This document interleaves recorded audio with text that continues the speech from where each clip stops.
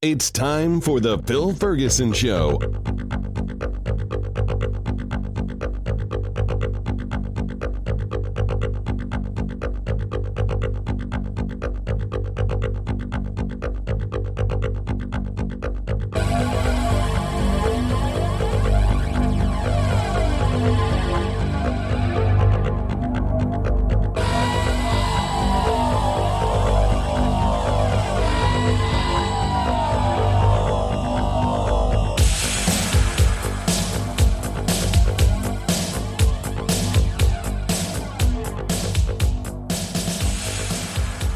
This is Phil Ferguson, and you are listening to the cleverly titled The Phil Ferguson Show. Welcome, everybody.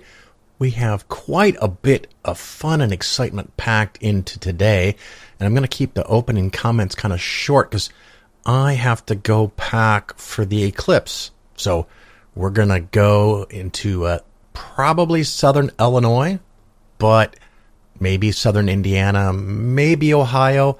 I'm not sure. Got to try to go where the clouds aren't. Fingers crossed that it's just not mass humanity and jammed roads everywhere, but we'll find out, I guess, soon enough. But in this show coming up, I have an update on the free dinner. So what happened when I went and got my steak dinner? So people have been asking for that. Another thing I have is brand new, just recorded it yesterday. A listener of the show said that they met with somebody that wanted them to buy an annuity. Yes, that's right. So they sent me a whole bunch of details on the annuity and how it works. And that's all in that segment. So I'm not going to go over it twice. Now, the one thing that I do want to cover and throw in here last minute, you may have heard about Trump. Of course you have. You may have heard that Truth Social is his network to compete with Twitter. And you may know something in the news about it's worth theoretically billions and billions of dollars, and Trump's going to get rich because it launched and it became a public company. So that's mostly true-ish. But there's some details that I want to cover from the perspective of the nuance that can be provided in a show like this. So we're going to back up a few steps. And I want to talk about a thing called a SPAC. SPAC. It's called Special Purchase Acquisition Company. So the reason for that, funny thing, that often a company like when Facebook went public, when Birkenstock recently went public, when companies that have been owned and they're privately held, whether it's one person or thousands of people trading the stock in and between themselves, at some point it's better for everybody, for the public, for the stock to be traded publicly.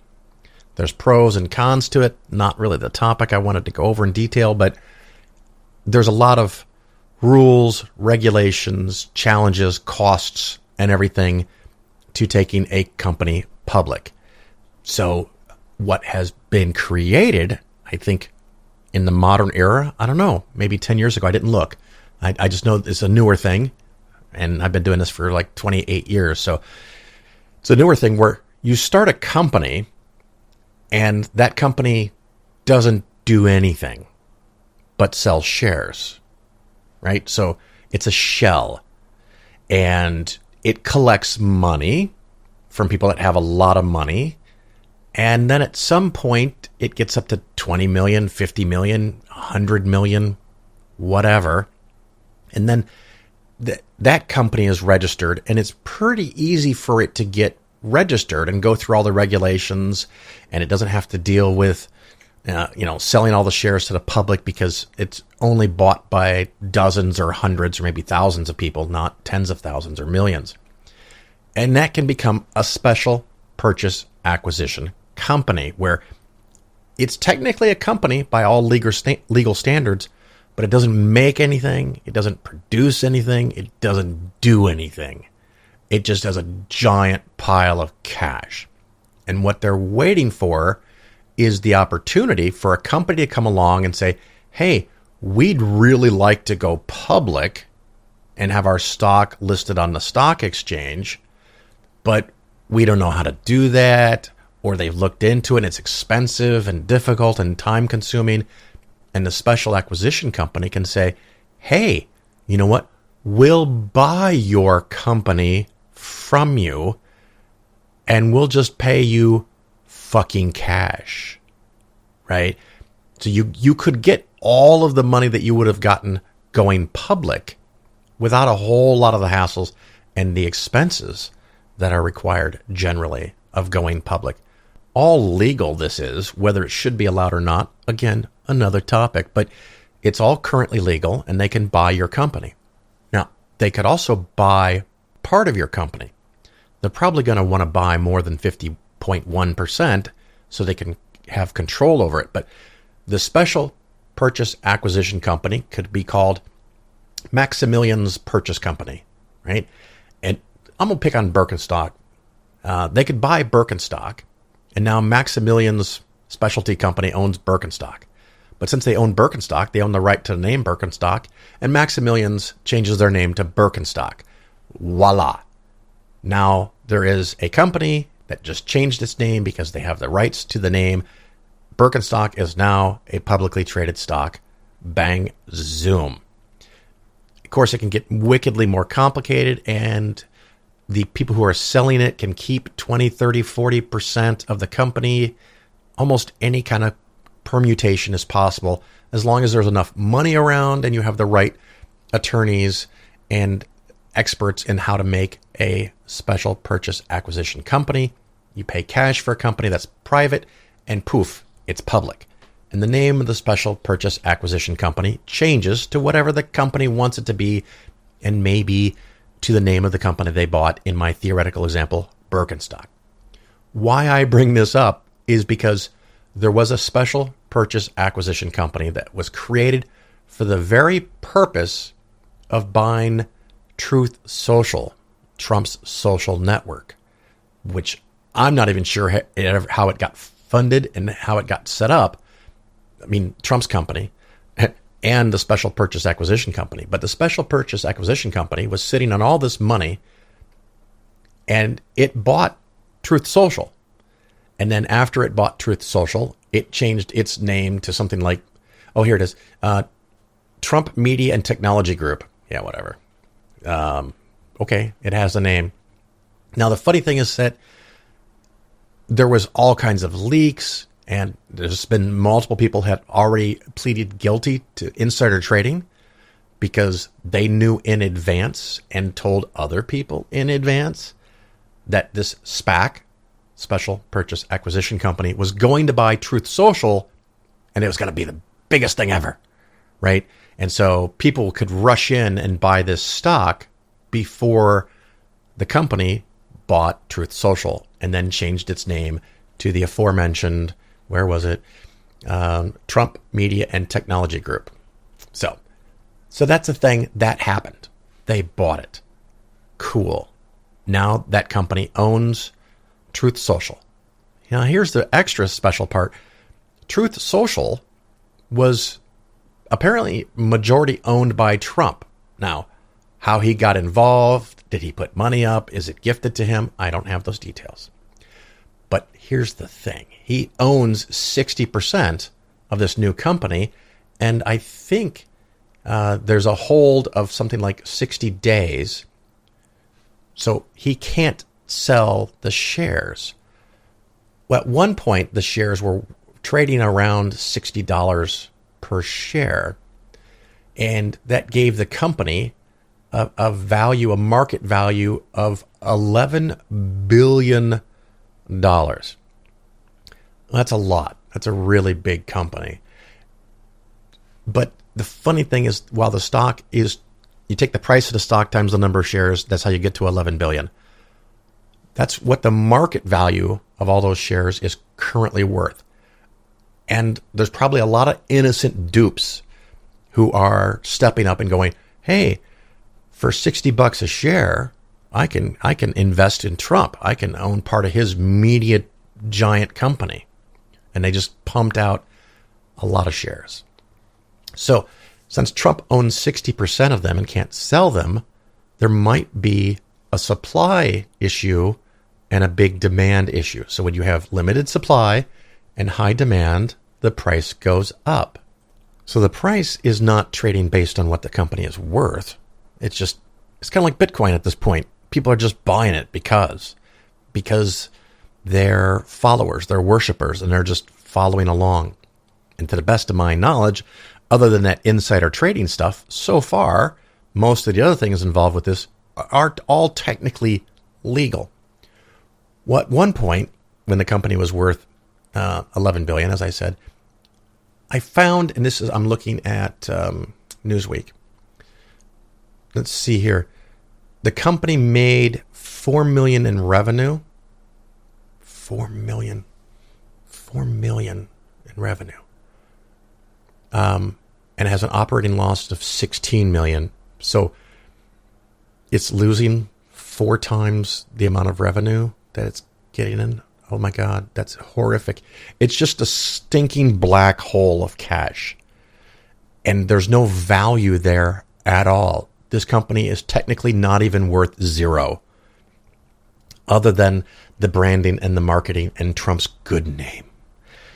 But even if you look at the revenue of $4 million, let's see, if it's trading at $11 billion, that means the stock is trading.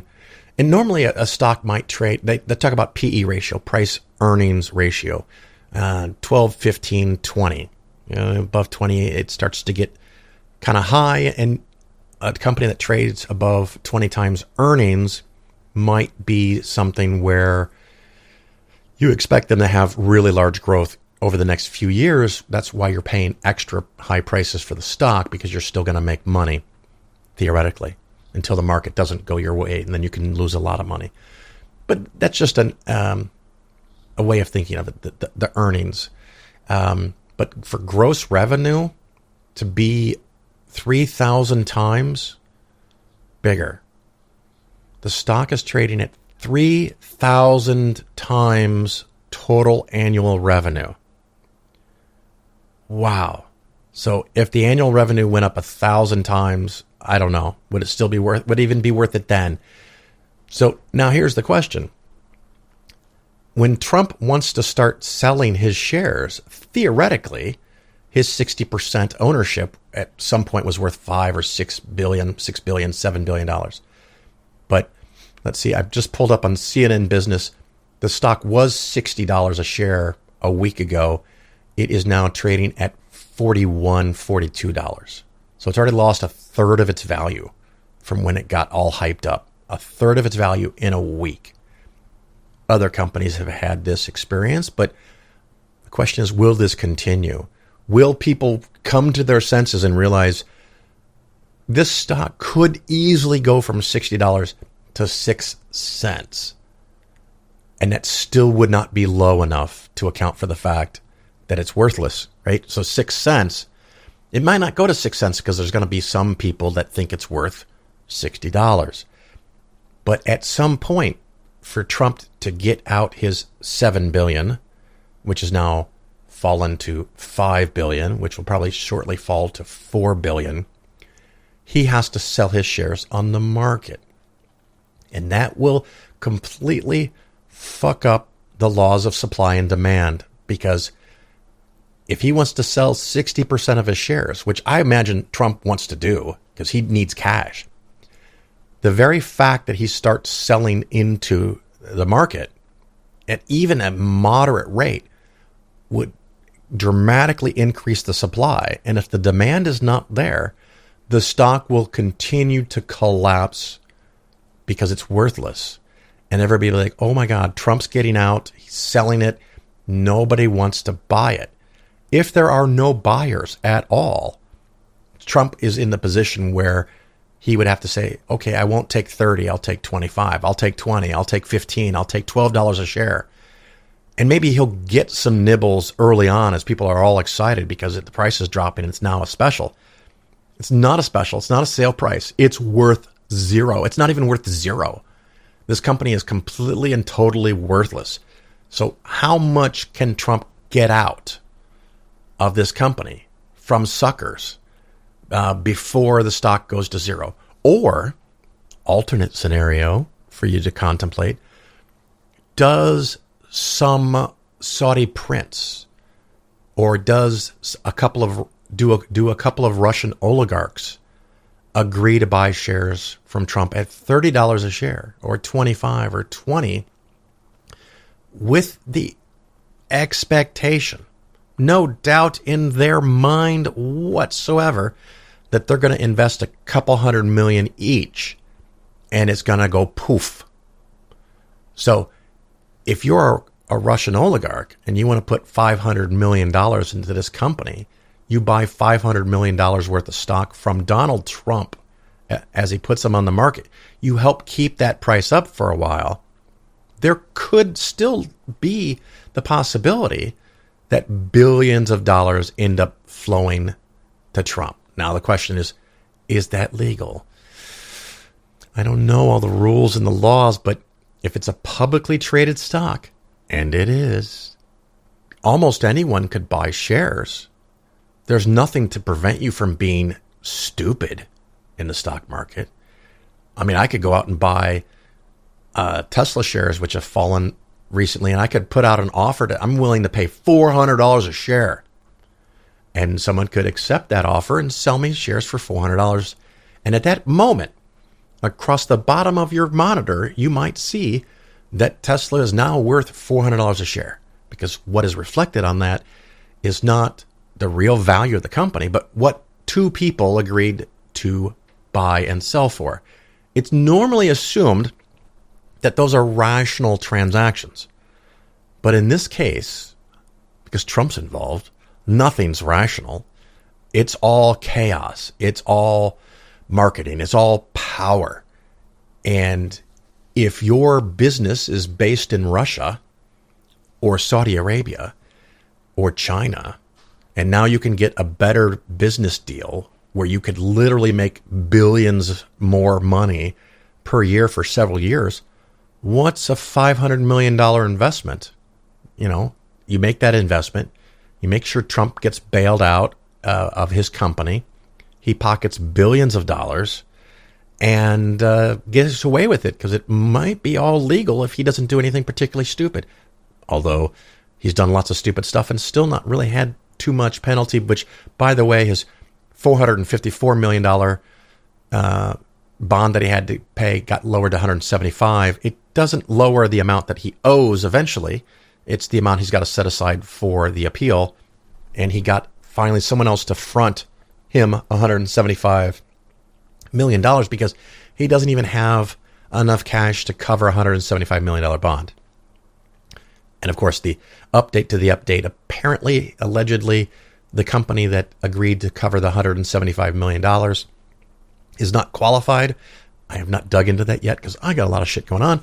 But that may be all moot if Trump has billions of dollars of cash coming in. So, exciting times ahead over the next few weeks. Ladies and gentlemen, boys and girls of all ages, everyone, all people, you're going to be excited and you're going to watch this stock. And it's called, I think the symbol is, DJT, which often gets confused with the Dow Jones Industrial Index, or Dow Jones Transportation Index, I should say. But it's DJT. You can look it up. You can put it on your news feed to see what happens.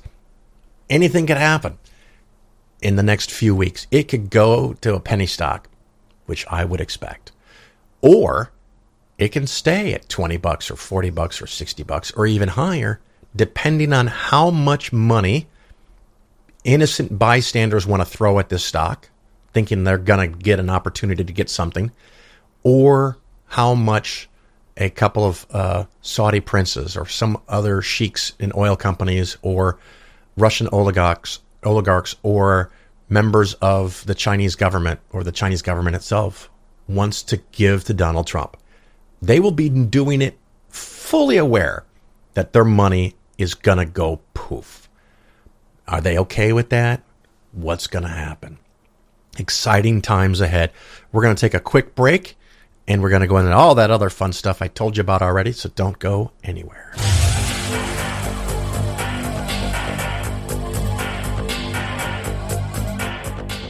Why do we have religion in the first place? Why are we having this discussion? Because we are pattern-seeking mammals. It's part of our evolution. We look for patterns. We're designed to look for them. And if we can't find a good explanation, we'll come up with a bad one, rather than none at all. Most people would rather have a conspiracy theory than no theory. It's very observable that. There's a lot of junk science around before good science arrives. Before we have astronomy, we have astrology. Before we have chemistry, we have alchemy. All of these things are derivatives of religion, because in a very sinister verse of the Bible that used to upset me when I was being forced to listen to it as a little boy, it says, "Seek and ye shall find." Yes, that's exactly right. Seek and you will find. Seek for an explanation of volcanic eruptions when you're living in a primitive society, and you will think they're probably a visitation from an angry deity. And if you're told you can postpone the next eruption by throwing a few live babies into the lava down the crater, that's what you'll do. Religion has just started. Religion has just begun.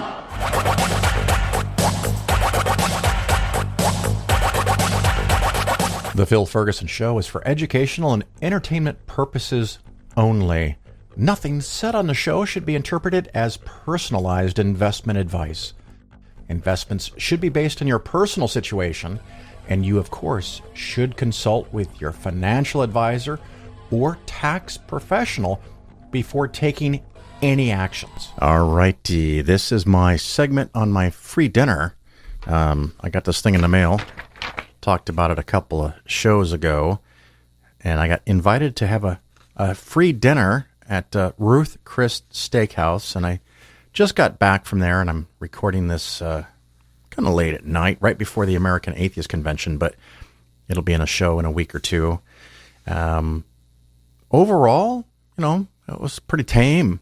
I don't really have a whole lot of stuff to rip apart because they didn't say a whole lot of specific stuff.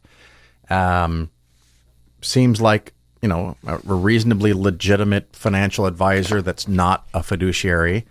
They might use some index funds, but I think they do a lot of annuities. But I didn't get anything specific, so I don't have any new annuity to rip apart. I was really hoping to get something I could sink my teeth in. So I'm just going to give you a quick overview of what it was. So everybody shows up and they give you a little packet, which, didn't really have much in it. It had a page to promote this guy, and then it had a page where you could give your opinion on the presentation and check all the boxes for topics you would like to discuss for free, and set up an appointment, and they would call you and set up an appointment. I didn't turn that in, of course. The first 10 minutes, well, you get there and you order your dinner, and I did order a steak, Ruth Chris steak. It was kind of small, I think, well, small for me, I guess, 8 ounces, but we got that after all the talking was done, of course. Delicious, absolutely phenomenal steak. So kudos to Ruth Chris. I did find it funny when I walked in part because I was one of the early people. There were 2 young ladies near the front door checking people in and taking them to tables or whatever. And I showed them the little thing, and I said, "Oh, you're here for that?" And I said, "Yeah, do you guys have this often?" And they go, "Yeah, the annuity guy." So they knew what was what. That's hysterical. You can order drinks that you pay for. I just had some water, ordered my steak, and I kind of was figuring we'd eat and then hear things while we're eating, but probably that doesn't make sense for the presenter. If he's going to pay for this food, you're going to have to wait for it while you listen to him. At the beginning, he started talking. First it was his wife who, provided that personal touch that we're a family, and they have 9 kids, right? So, whoa, that's tough. But 10 minutes of her talking about how great he is, and they had a banner up that said he's been on ABC and NBC and CNBC, and okay, cool, I guess. When he gets up and he started talking about a program where you could get a whole lot of the upside of the stock market, but when the stock market goes down, you don't lose anything. And then had some claim that if you had invested $1,000 in this clever strategy, that if you had invested $1,000 in 1950 it'd be worth $24 million now, and showed a graph to do that. And he used the words back-tested data. So this process didn't exist in the 1950s. And he asked people, if you put $1,000 in the S&P 500 in 1950, how much money would you have today? He said the answer is 4 million. I don't know if that's true or not. But with this magical strategy where you get the upside and none of the downside, he's had people guessing how much would you get. And someone says 10 million and someone says 50 million. And I shouted out 464 million, which was probably the funniest thing that anyone said all night. And I'm so happy to take credit for it, because whether you were pro-Trump or anti-Trump, you knew what I meant. And a lot of people laughed at that comment. So I kind of made the night worth it. He also told us that he has his own system, I guess, but never really gave us any details. Insinuated that he's created a program with AI that if you take it and go reverse engineer it to 1970, you would dramatically outperform the stock market, which again is back testing data. So you can create any scenario and run it backwards in time with things that you already know. Hindsight is 20/20, right? If it doesn't work, you change the rules. And if that doesn't work, you change the rules, and you keep changing the rules of your system and going backwards in time until you get a hit that looks pretty good, and then you stick with that. The problem with those things is they're manufactured. They're not real. It didn't really happen. It's not going to happen that way in the future. The world changes. So I'm pretty adamant that back-tested data is less than worthless. It would be worthless because it doesn't mean anything, but it's less than worthless because people think that it does mean something, and they place value on it and think it might be a good investment. So I didn't like that. I think I just said he was using AI to come up with that. So cool. He got the buzzwords in there. He did mention a product called Asset Shield. I don't know what that is. He didn't give any details. Went on a little bit about national debt and how it's a crisis. And because of that, taxes are going to go up in the future. And so he's planting the seed that you want to somehow find a way to avoid taxes. And of course, when you sit down with him, he's probably going to suggest an annuity that can help avoid taxes, which probably doesn't, by the way. It might defer them, but you or somebody's going to have to pay the taxes. He then went on about stretch IRAs and how they went away, something I've covered in the show many times. I don't throw out the word stretch IRA, but it's kind of an industry thing. It used to be that when you had a beneficiary IRA or someone passed away and left you money in an IRA, you could take the required minimum distributions for 20, 30, 40, 50 years, depending on how young you are when they start. But the new rule is you have to liquidate the account within 10 years. And of course, that's to increase taxes for the government. And so he talked about how bad the government is and how they can't pay their bills. And with the stretch IRA, you've got to take everything out within 10 years. You don't have to spend it, by the way. You just have to take it out of a taxable account.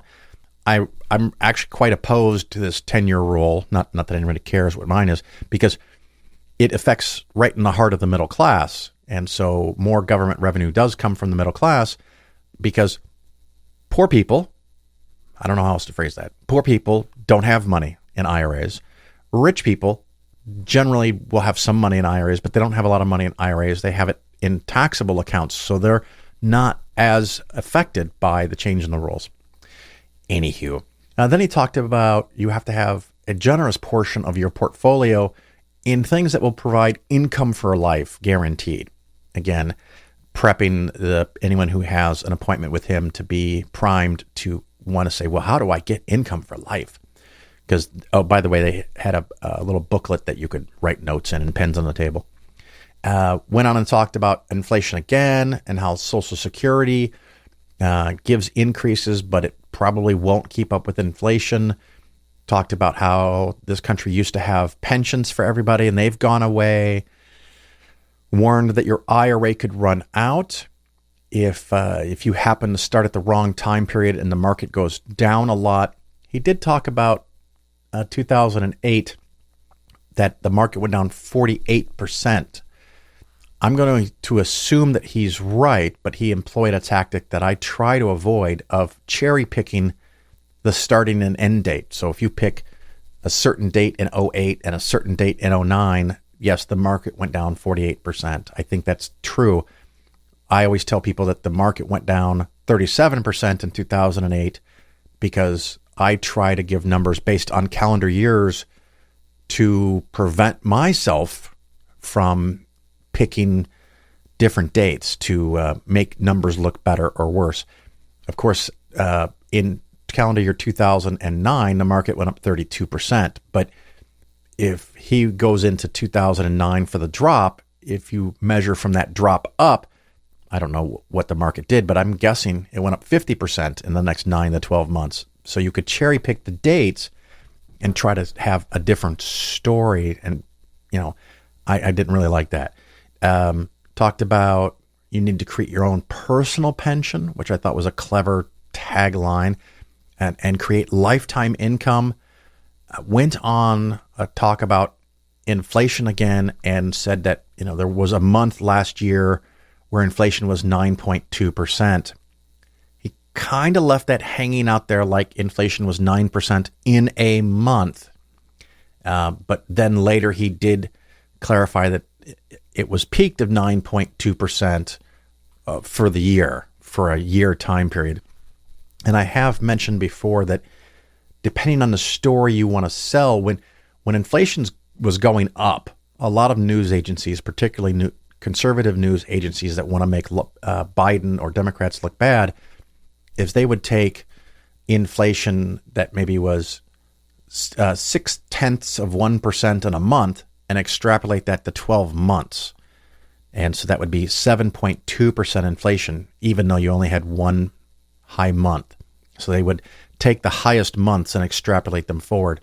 And when inflation started coming down, these same organizations changed the way they reported inflation, and they would say, here's what it went up the preceding 12 months. So if you get a month where it's 0.1%, if you extrapolate that forward, that's 1.2% for the year going forward.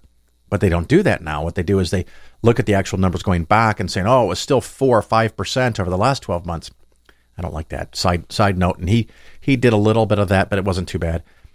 Talked about wanting to leave a legacy and having money left over. There were multiple times where he talked about people running out of money and planting that seed of fear in their head. He also talked about having a legacy that was tax-free. Didn't really get into how that would work, and I bet it doesn't. He then went into long-term care. We've talked about that on the show, threw out a big scary number, which I kind of expected a higher number, that full health care in a nursing home might be $9,000 a month. Depending on where you live, that could be $15,000 a month. And then extrapolated that out to like 10 years. So if you're in a nursing home for 10 years, it could cost, almost $1 million. The math is correct, but he didn't point out, maybe he doesn't know because he didn't research it like I did, that the average person that checks into a nursing home stays there for 1 year and 2 months because people die, right? I mean, by the time you get to a nursing home, you have a lot of needs and probably a lot of problems. And he also didn't mention that even if you do have long-term care insurance, which we've talked about before, a lot of them have a deductible where they don't pay for the first 6 months, and a lot of long-term care policies have a maximum they'll pay out, like $300,000 or $400,000 or $500,000. So even if you do have $1 million bill, they're not going to cover it. And if you guys want me to, if there's any of these topics that I'm just kind of throwing out from my notes, if you want me to do a segment or review a segment or recover something that I haven't covered in years, let me know. You can send me an email, phil@polarisfinancialplanning.com, and I can see if I can do that. Let's see. Got a couple more things. He went into a wrap-up mode of 3 things. One was, the first one for them is simplicity. They really want to promote simplicity, and they want to have plans that everyone can understand. I like the idea, but how simple is it? Is an annuity really simple? Is that a selling point for an annuity? I don't know. He didn't go into a lot of detail. He did say a thing that it seemed like a lot of people really connected. So maybe I'll steal it. One of the reasons to hire them or any financial advisor is that often, I'm generalizing here as the same way he generalized, but I know it's true in a lot of cases. If there's a husband and wife or husband, wife, whatever the combination is, generally one person knows more or takes care of the money and the other person doesn't. And so you can have actual genuine problems when one person passes away, especially if their remaining spouse never had anything to do with the money and or is now old and doesn't know what to do with money, maybe has dementia starting, where the financial advisor can help that person be protected and not do anything stupid, which of course I'm assuming that he includes himself in the category of not doing things stupid for clients. But there's some merit to that idea. So that was the first thing, simplicity. The second one was safety. Again, stressing you could be devastated if you lost half your portfolio. Talked about risk again. And number 3, a reasonable rate of return, which I appreciated. Not trying to promise 20% return a year. So that was nice. But okay, but what does it apply to specifically? And one other thing he had there, other than, half a dozen staff people to take you to your seat and hand out cards and try to get information from you, which, just good business practice, I guess. He's doing this to get clients. But in the back of the room, there were, I think, 2 couples that are already existing clients. And occasionally he would say, what do you guys think about this? And they'd say, oh yeah, you're great. You're the best ever. So that was interesting. And I don't know how that applies to SEC has rules on testimonials, a lot of rules on testimonials and what you can and cannot do. But that would probably apply to a written testimonial or someone giving a testimonial in a commercial. Someone at the back of the room just shouting out, yeah, he's great. You can trust him. We're doing really well with him. It's falls under the category that I kind of skated by on, which was the extemporaneously. Those people are speaking extemporaneously. And to my knowledge, he didn't have anything written that he was going to ask them. He just mentioned them a few times and asked them to chime in. So I thought that was a nice marketing touch to have people that are already hiring you there. There were 2 ladies at my table. Each table had 5 people. They were like half tables. So you could all face relatively forward for his presentation. One lady, I finally asked her, I said, you must go to a lot of these. And she goes, yep, go to 3 or 4 a year. And I said, why? And she's like, it's a free dinner. I'm like, okay, fair enough. And honestly, it wasn't that painful. It was scheduled to start at 6:30. They started only a couple minutes late, had the 10-minute wife presentation. And then the main presenter spoke for 45 minutes, which, okay, you know what? You're giving me a free meal. You gotta know. You gotta expect that you're gonna be on the hook for that. The thing that really surprised me is once they were done and, following their schedule, apparently, at least the schedule they had in their mind, the restaurant wasn't ready with the dinners. So we got to sit and chat with each other for 20, 25 minutes, still waiting for the food. And again, I had a steak. It wasn't particularly large, but it was really good. Absolutely fantastic.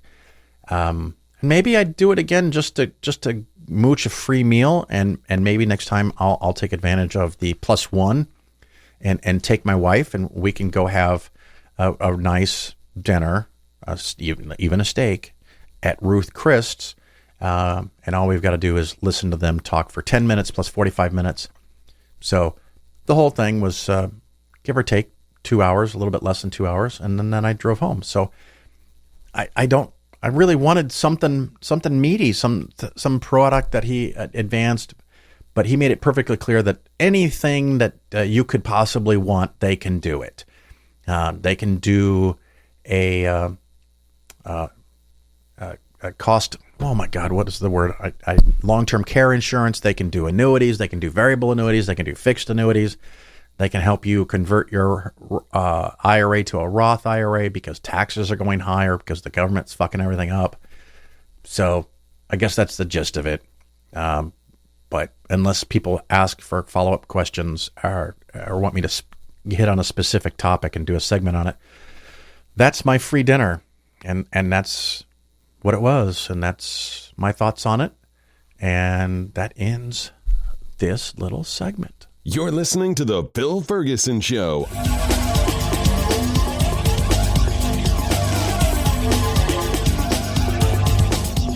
Every person has a right to his own beliefs. What I'm against is attempting to place a person's belief system onto the nation or the world generally. I certainly would be very much against trying to Christianize the world or to Islamize it or to Judaize it or anything of the sort. And my objection to fundamentalism is not that they are fundamentalists, but that essentially they want me to be a fundamentalist too.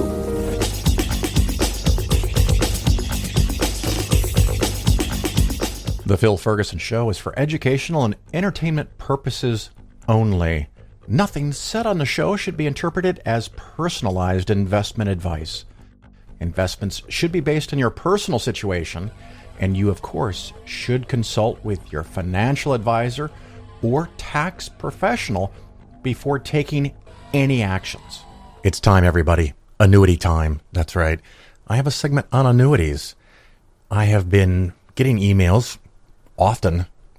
Phil, give us another annuity. It's painful, man. I'm telling you, it's painful for me to do this, but it's been a while. And just today, I received an email from a show listener who shall remain nameless, and they sent me the propaganda, the documents, the disclosures, and everything that they received from someone they know who sells annuities and probably is a pretty good person, and they don't think that they would recommend it if it wasn't in their best interest. So, first of all, just because someone is selling an annuity doesn't mean they understand how an annuity works. This person also, the salesperson, sent along a program, a class that they took to learn everything about annuities. And it's nice. It's nice. They learned all these words. They learned the difference between a fixed annuity and a variable or indexed annuity. They learned the difference between the premium versus the accumulated value versus the cash value. And they learned all this stuff, which is nice. It's the lingo of the industry. But one of the old-timey sayings is that annuities are never bought. They're always sold. Virtually no one ever goes, gosh, you know what I think I want? I want an annuity. And then you go shop for an annuity. And you could do that if for some reason you thought an annuity, at least theoretically, was a good idea for you. You would go shopping, just like you compare the price of gasoline on the street corner or the groceries that you buy. You're price sensitive.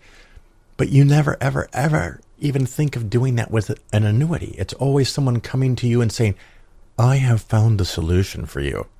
So I am going to go over some of the documents that have been provided to me. I'm going to kind of recreate my thoughts as I type them out as a response. And of course, since I spent now an hour and a half, maybe more, skimming these documents, I thought, oh my God, I'm doing a segment right here. I'm already doing this work in this email response. So I'm going to kind of recap some of the thoughts that I had that I put in the email and maybe even expand more because I'm just going to wing it. I'm going to speak extemporaneously.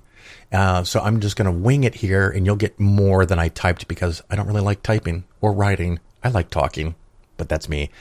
So let's get into it, shall we? I did forget to mention, even if you ever came across a situation where an annuity was right for you, and I guess that theoretically could happen, it would not involve your 401k or IRA money, and that is what was proposed in this case. So I'm kind of offended, I guess, because if the person making this recommendation, I'm left with two conclusions. One, they don't understand what they're doing. They don't understand what they're selling, which I have a high expectation that that's true. Two, they don't care that it hurts you, because if you take money from a 401k and or an IRA and put it in an annuity. Now, keep in mind, if you have a 401k, it rolls over to an IRA. You still have an IRA. You've bought an annuity inside of your IRA. Often people in the industry will get sloppy and they'll say, you can have an IRA in your annuity. No, you're fucking wrong. I'm going to go on this hill and I'm going to stand there, because the IRS rules supersede your company's annuity. I'm sorry. If you have an IRA account, you have tax deferral, and you can give that to your beneficiaries and they can enjoy another decade of tax deferrals no matter what's owned inside of the IRA. So an IRA is not a thing that you put inside of an annuity. Annuity is a thing that you can own inside of a legally defined type of account, type of qualified account from the IRS and the U.S. government, an IRA account. All right, sidetrack. I'm going to do that a lot, you guys. So I got a document here. It's 151 pages, and this is not including the 141 pages of classroom material that this salesperson had, which I'm sure is lovely. But I'm not going to review that. I'm going to talk about the 151 pages that are about the company and about the annuity. One thing to keep in mind is, so this is from a company called Athene, like instead of Athena, it's Athene, whatever. It's the Athene Ascent Pro 10 Bonus Fixed Indexed Annuities. Wow, that's a lot of words. First of all, I have no idea what Athene is other than a company. Something that you probably know this if you listen to the show. If you get an annuity or a life insurance from any kind of insurance company, the benefits that you are promised are based on the assumption that that company will be able to pay them when the bill comes due. These are very complicated, very technical financial contracts between you and the insurance company. You're not making an investment in a stock, a company stock, an index fund, or a bond. You're making a legal contract with this insurance company. You're going to give them your money, and they're going to do stuff with it, and that's their concern. And then they're going to pay you something. That's your concern. But if they go broke, file for bankruptcy, just don't have enough money when it comes time to pay you, you may get dramatically less than you expected. Okay, so going through this document, lots of pretty pictures, lots of information and bullet points. One of the first things that caught my attention here is that Athene and Apollo, a powerful combination. And they talk about how Apollo is this great market investing company. Never heard of them. And then I see this here, this little note. Athene is a subsidiary of Apollo Global Management. Okay, so it's not really a partnership. One owns the other one. Stupid, whatever. Other bullet points that I found here. Annuities, this is from the document. Quote, annuities provide the advantage of tax-deferred interest accumulation. You don't pay taxes on any growth until you withdraw the money. Okay. You get that in a 401k or an IRA. So if the money's already in an IRA or a 401k, you get nothing extra. This is a bullshit point. And it particularly pisses me off because the email I got from this listener said the money was in a 401k. So this perk is not a perk. You already have that. And like I said earlier, plus in the 401k or an IRA, you can roll it over to a beneficiary and they can extend that out depending on who gets the IRA or the 401k for 10 years or maybe longer under some circumstances. So again, no benefit. I love this line. Your beneficiary is guaranteed your annuity's full accumulated value or minimum guaranteed contract value, whichever is greatest. End quote. Okay, that's cool that you get the best of both of those, but what are those? Right? I mean, that's a lot of words, and I'm still really not any closer to understanding what that is. Let's see. I think this is where they... Oh, yes, the accumulated value. This is how they calculate your accumulated value, one of those things that we just talked about. Your accumulated value is your premium plus a one-time premium bonus plus any interest you earned over time minus any withdrawals and charges. Okay, so your accumulated value is what you put in plus whatever you get, minus whatever you take out, of course, minus whatever charges there are. So if your withdrawals and or charges are greater than the interest that you earn over a given time period, your accumulated value, even though with the word accumulated sounds like it's getting bigger, your accumulated value could be bigger or dramatically less than what you initially started with. Another part of this, because it's a fixed indexed annuity, and it's one of those things, I see it all the time. I didn't talk to the salesperson, so I don't know, but often the presentation will start with, hey, we've got this new thing. It wasn't new 20 years ago when I first found out about it. It's not fucking new now, but it's fixed indexed annuity. So part of your money is getting a fixed rate of return. Part of your money is getting an indexed rate of return. And again, all of that's cool, yo, but how? What exactly are you going to get? And as in reference to the fixed part, I found this note here. Athene, that fucking name, I hate it. Athene will declare a new guaranteed rate for the fixed strategy each year. So I love how they have a guaranteed rate. It's guaranteed to be whatever the fuck they tell you they're going to give you. If you start this thing, and I'll see it as I'm going through this a second time. I didn't see it the first time. Maybe there's a guaranteed rate of like 4%. And you're like, cool, 4%. Well, next year they could say the guaranteed rate is 1%. And they guarantee they're going to pay the 1% that they declared. And there's absolutely nothing that I could see saying that they can't lower the guaranteed rate to 0% or 0.5% or 0.25%. So they're going to guarantee that they're going to pay you the rate that they're going to pay you that they decide each and every year, totally within their control. There ain't a fucking thing you can do about it. And all of us assumes, as I stated in the beginning, that they're financially solvent and can actually pay all of this money that they guarantee you, wink, wink, nudge, nudge, when this comes time to pay you.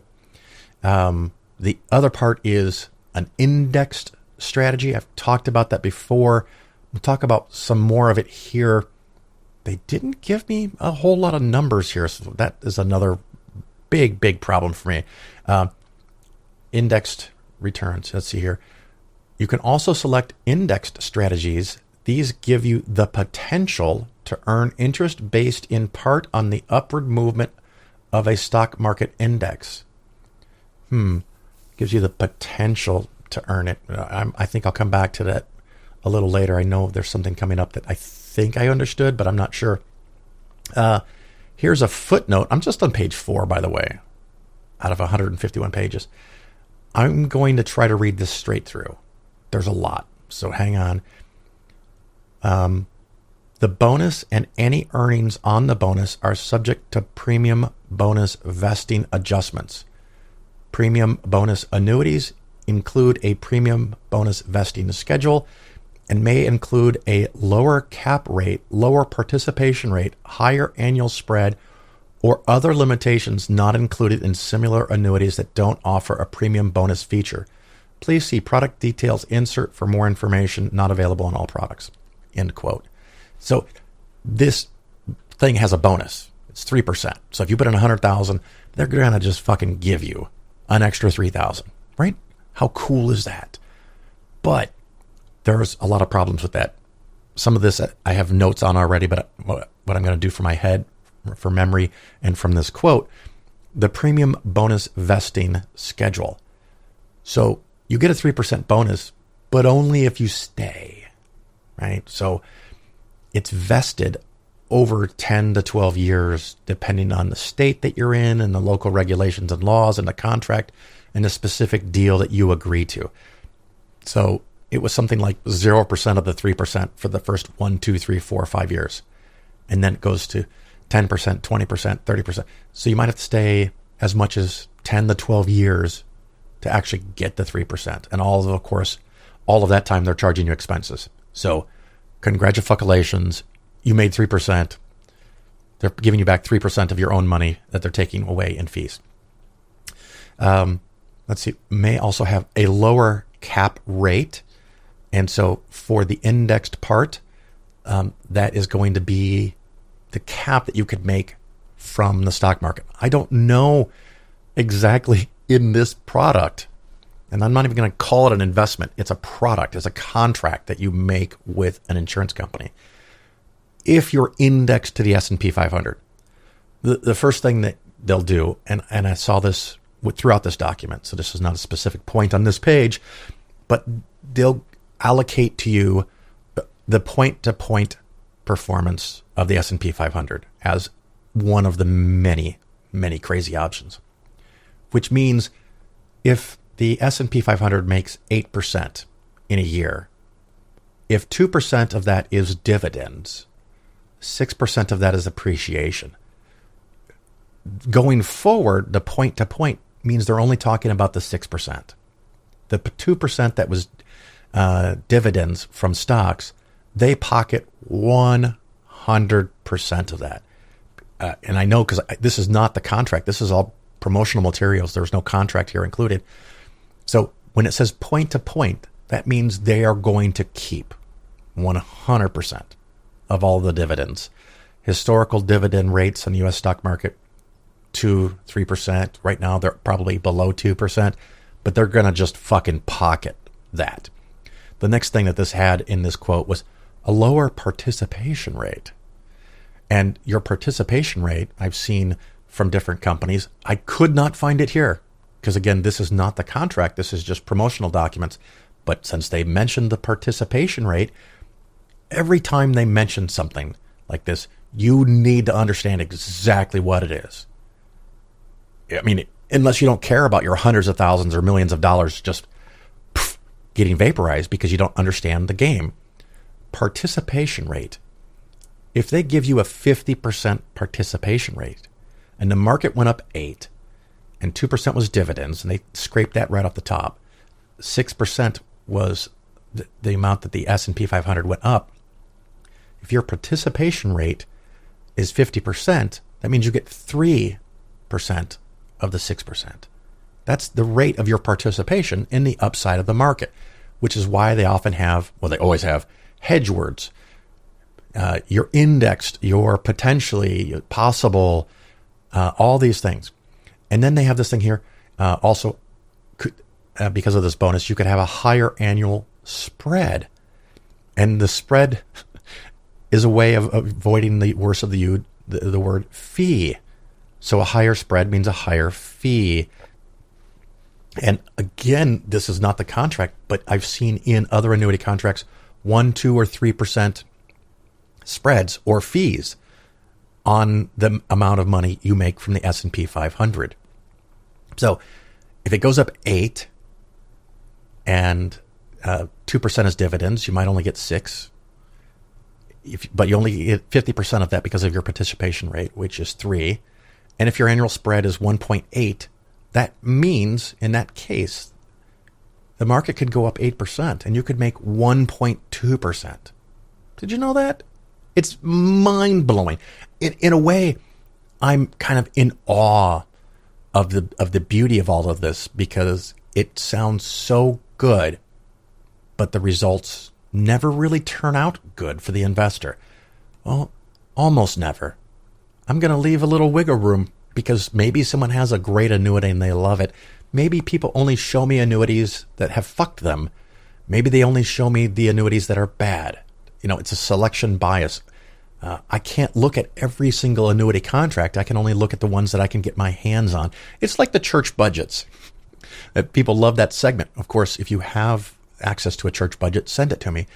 There's almost nothing that ends up going to help the people in need in the local community. And there's almost nothing that ends up going to the need of the person investing here. So yeah, you get a 3% bonus if you stay 10, 12 years or longer.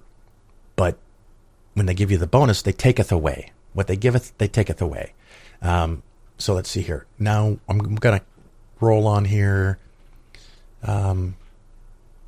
They keep talking about, yes, I love this, lifetime income withdrawals.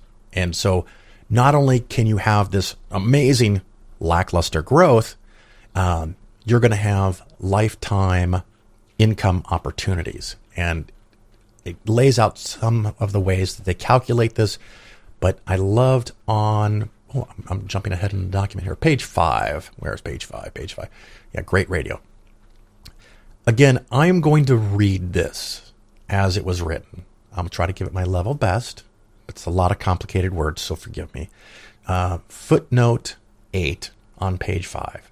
Quote, lifetime income withdrawals may be reduced or may stop if you take excess withdrawals from your contract. If excess withdrawals, withdrawal charges, premium bonus vesting adjustments, or market value adjustments reduce the contract's accumulated value to zero, your lifetime income withdrawal payment will stop and the rider will terminate. This is claimed to be an additional rider on top of the annuity contract, but it's an included rider, so it's just part of the contract, but they still like to use that language. So they talk about lifetime income. And it's guaranteed. And your lifetime income withdrawals are guaranteed until you run out of money. What the fuck? Are you kidding me? This is one of the most egregious footnotes I've ever read. They have to disclose this stuff, I guess. Or they feel like they have to disclose this because now you can't sue them because it was clear, it was in a footnote, that your lifetime income withdrawals may be reduced or may stop if you take excess withdrawals. Okay, what are excess withdrawals? You're going to have to figure out what exactly those words mean from your contract. See, contract. It also includes withdrawal charges. What are those? If every time I take out money, am I having a charge? Premium bonus vesting adjustment. We talked about that. How does that actually work? Market value adjustments. Okay. What are all of these fees and expenses? And sadly, I don't have them for you because it's not in the documents that I got. But I'm pretty sure from my past experience, it's not going to work out well for you. Let's see. So yeah, I found that amazing that it was guaranteed until it's not. Another page says the growth. So when you have an annuity, often you have the accumulation phase, and then there's the annuitization phase. So during accumulation, you could be adding money. You could add money one time and not more. Often they want you to add money every year.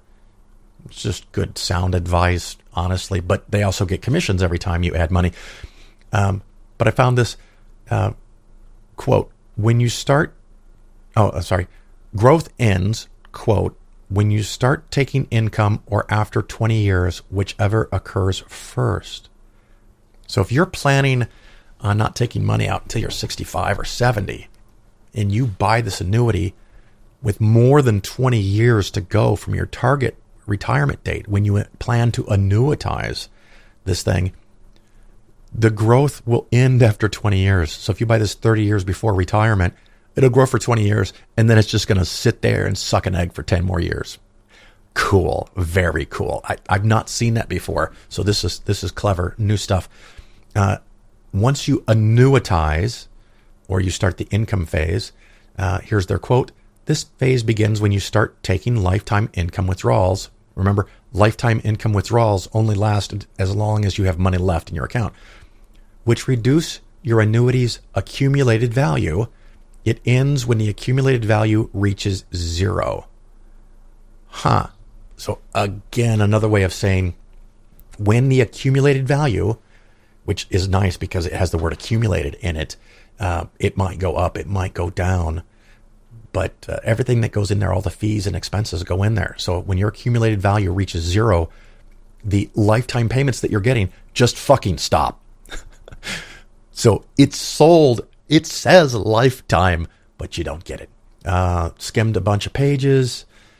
Let's see. Yes, talked about the fees. Why did I have this? Here's another one.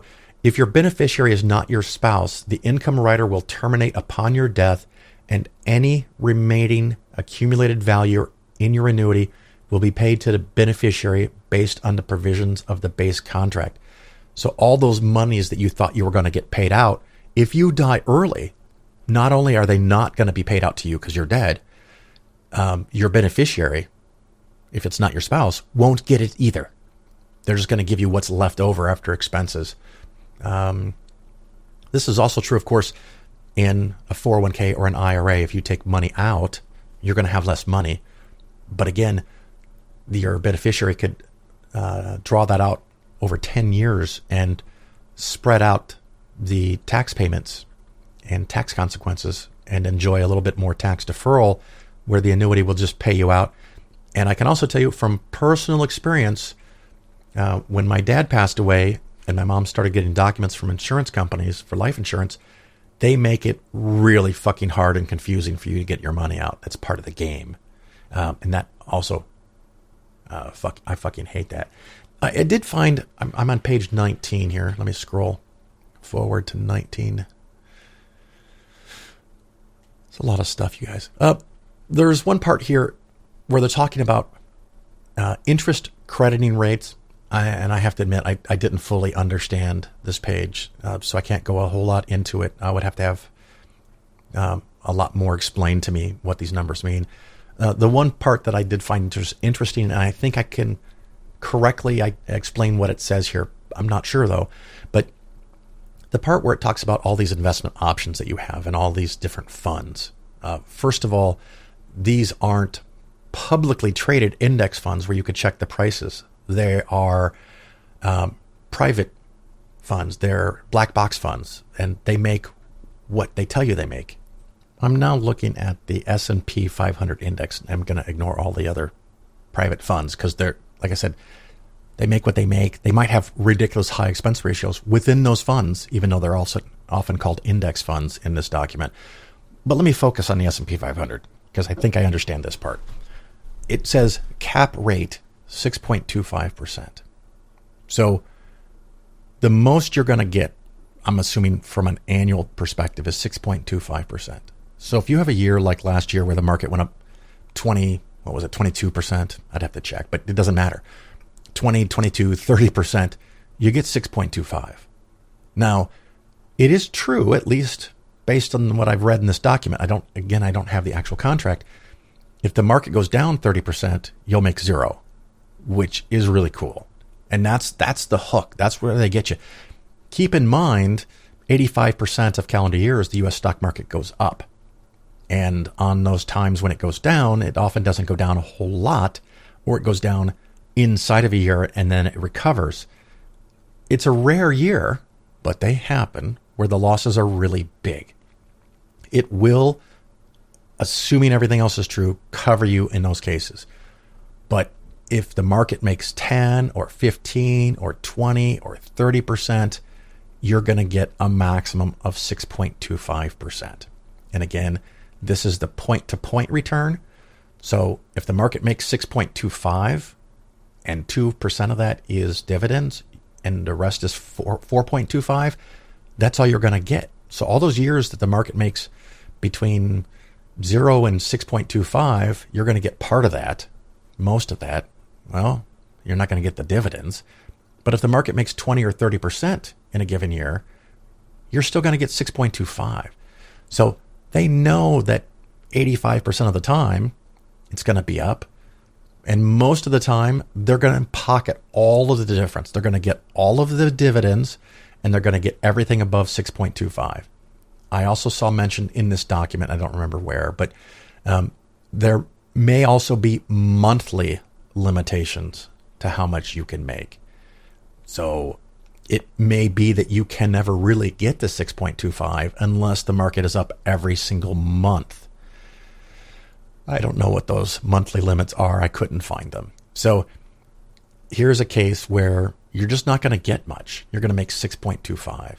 So on top of all of this, you have to have, you can add, I guess, a dozen different writers. And each one of them is a new contractual complexity that you probably aren't going to fully understand. I don't know that I fully understand them. I haven't sat down and read one of them because at this point, I'm done. Let's see here. I have another note. Let's see. What else do I have? Note. On page 24, quote, index crediting strategy. Oh, I know why I wanted to tell you this one. Okay. Quote, index crediting strategies may be added upon regulatory approval or eliminated at the company's discretion. If a strategy is eliminated, its value will be reallocated to the fixed strategy. So remember, we talked about part of it is fixed and they control the fixed rate. Part of it is indexed crediting strategy. So something kind of sort of related to the index, but they keep the dividends and there's a participation rate and there's a spread rate and all this shit that could end up getting you only 2 or 3%, even if the market makes 10% on an average year. Here, they are explaining that they are leaving themselves the possibility that they could look at an index crediting strategy and say, you know what, we're just giving up too much money to these people. And so we're going to eliminate at the company's discretion the index crediting strategy that applies to your contract, and whatever portion of your contract that was not fixed but was applied to an index crediting strategy is now going to be swapped over to the fixed strategy, which I described earlier. The company every year will declare and then guarantee the rate that they are going to pay you in a fixed strategy.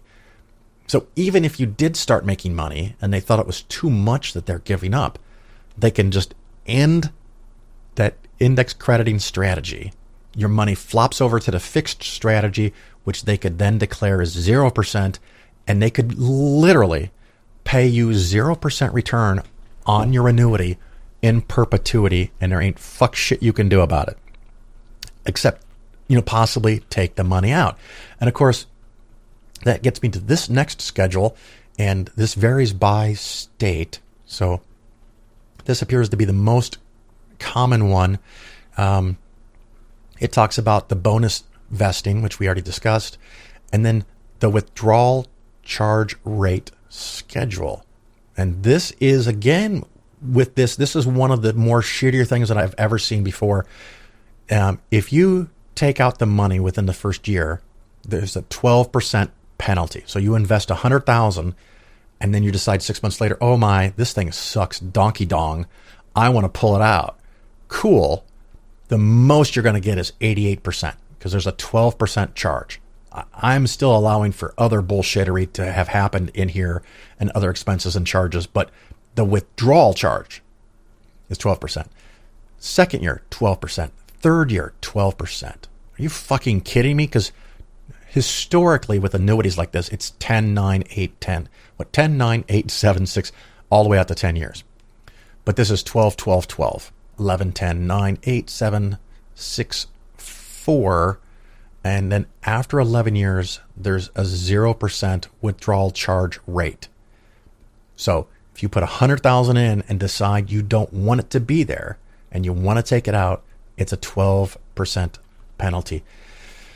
I think that was all I had. There's page after page after page of definitions and explanations. But like I said, there's a lot of actual numbers that I didn't see, but who gives a fuck at this point? I mean, I'm not going to do this. I just thought, I don't know. Let me know if you liked it. It's kind of a walkthrough. I walked through it once and made a lot of notes. I walked through it the second time as I'm recording this. And I'm probably now, I don't know, pretty close to 3 hours into this. I hope this benefits. I hope this is a concrete example of how an annuity works, not just the, Susie Orman on TV saying don't buy an annuity. This is a very specific and possibly horrific thing for you to use to protect and or accumulate wealth for yourself or your beneficiaries. Don't do it.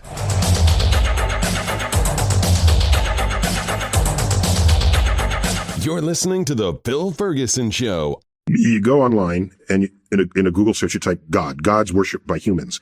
There's a tally of all the gods ever worshipped by humans in the history of civilization.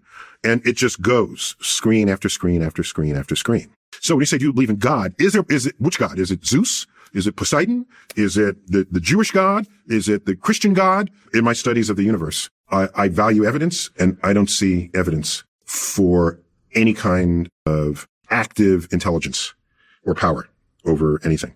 Yeah. But if you had that evidence, show it to me. I'm all in.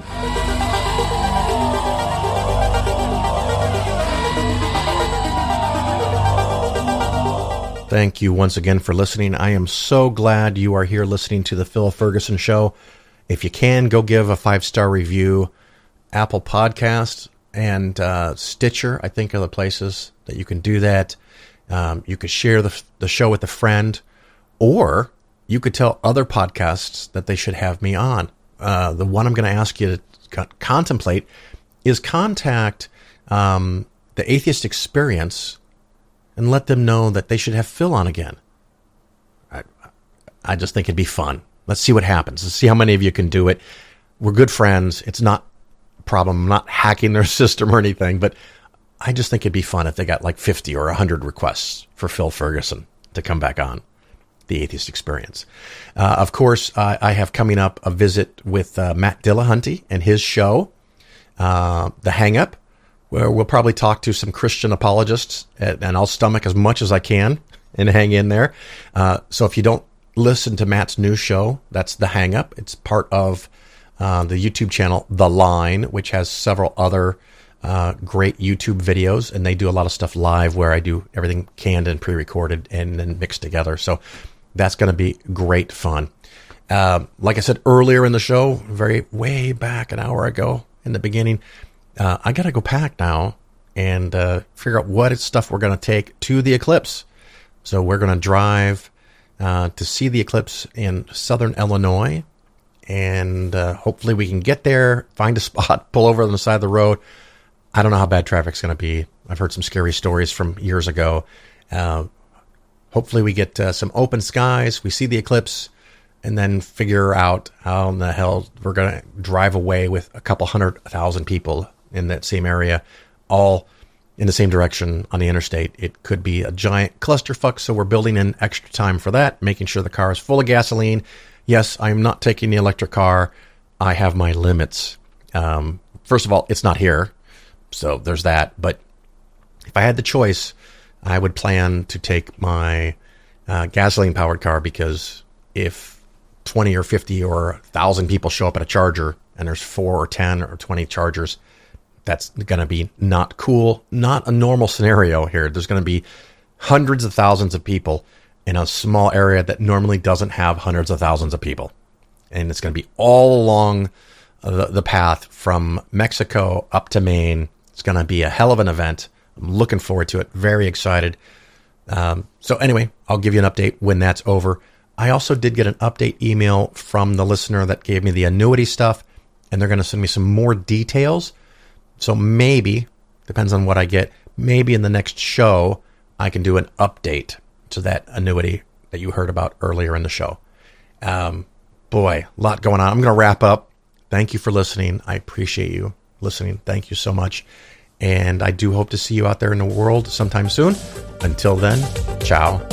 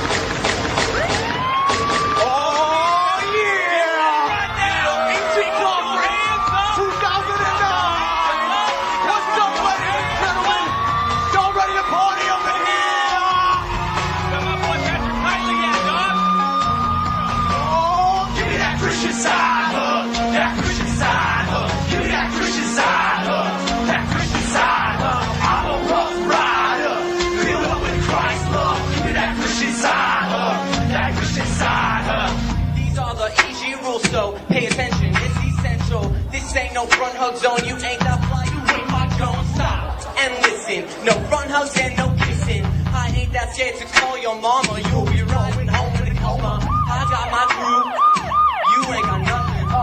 Follow these rules, yeah, cause we ain't bluffing now. You ain't no rabbi, you ain't no priest, so rise up off me like the showbread with no yeast. Now don't use that front hug, boy, that makes it awkward.